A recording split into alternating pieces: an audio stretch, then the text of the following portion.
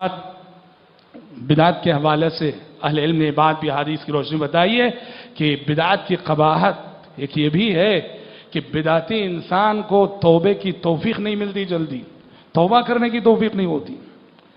ممکن ہے کہ ایک چور توبہ کر لے، ممکن ہے کہ ایک ڈاکو توبہ کر لے، ممکن ہے کہ ایک زانی توبہ کر لے، ممکن ہے کہ ایک ظالم توبہ کر لے۔ کیوں؟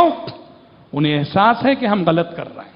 چور کو احساس ہے کہ میں غلط کر رہا ہوں، ڈاکو کو احساس ہے کہ میں غلط کر رہا ہوں، زانی کو احساس ہے کہ میں غلط کر رہا ہوں، ظالم کو احساس ہے کہ میں غلط کر رہا ہوں۔ پر بدعتی اپنی غلطی کو اچھائی سمجھ کے کرتا ہے، گناہ کا کام کر رہا ہے، سمجھ رہا ہے کہ میں بہت اچھی نیکی کا کام کر رہا ہوں، اللہ سے دور لے جانے والے کام کر رہا ہے، سمجھ رہا ہے کہ اللہ سے قریب کرنے والے کام کر رہا ہوں، جہنم سے نزدیک کرنے والے اعمال کر رہا ہے، سمجھ رہا ہے کہ میں جنت میں لے جانے والے اعمال کر رہا ہوں۔ اسی سوچ کی وجہ سے بدعتی انسان کو جلدی توبے کی توفیق نہیں ہوتی، وہ انہی بدعات و خرافات میں ملوث رہ کر دنیا سے چلا جاتا ہے، جو کہ ایک بہت بڑی محرومی ہے اور آخرت کی رسوائی تو حضرات اب سب جانتے ہیں۔ بارہا آپ نے سنا کہ پیارے نبی صلی اللہ علیہ وسلم جب حوض کوثر پہ جام کوثر پلا رہے ہوں گے تو یہ اتنے محروم لوگ ہیں کہ پیارے نبی صلی اللہ علیہ وسلم کے دست مبارک سے جام کوثر کا پینا انہیں نصیب نہ ہوگا،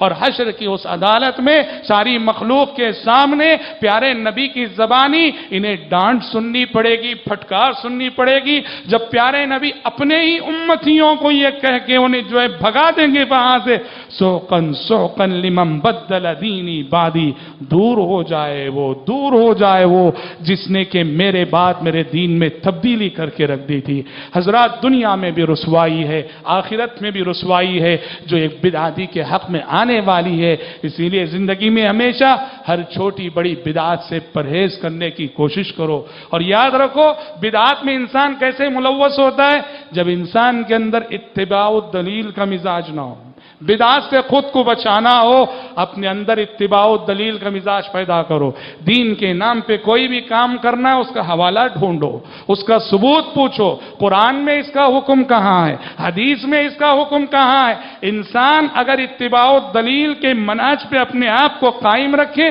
وہ بدعات اور خرافات کے فتنوں سے خود کو محفوظ رکھے گا۔ اور یاد رہے، صرف دلیل ہی نہیں، صحیح دلائل کی اتباع ضروری ہے، کیونکہ امت مسلمہ میں بدعات اور خرافات کے پھیلاؤ اور انتشار کا ایک اہم ترین سبب ضعیف روایتیں، موضوع حدیثیں،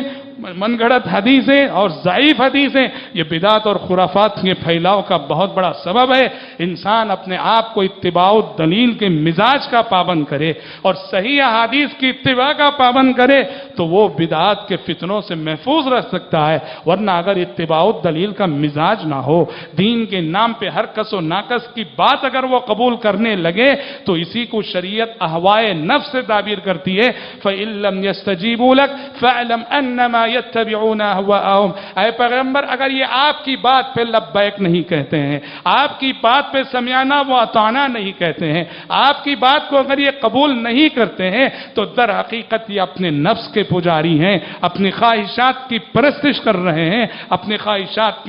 کے پیچھے یہ چل رہے ہیں۔ تو لہٰذا اتباع الدلیل کا مزاج، دلیل کی پیروی کا مزاج، دلیل کی جستجو کا مزاج آپ کو، ہم سب کو یہ جو ہے بدعات اور خرافات میں ملوث ہونے سے بچائے گا۔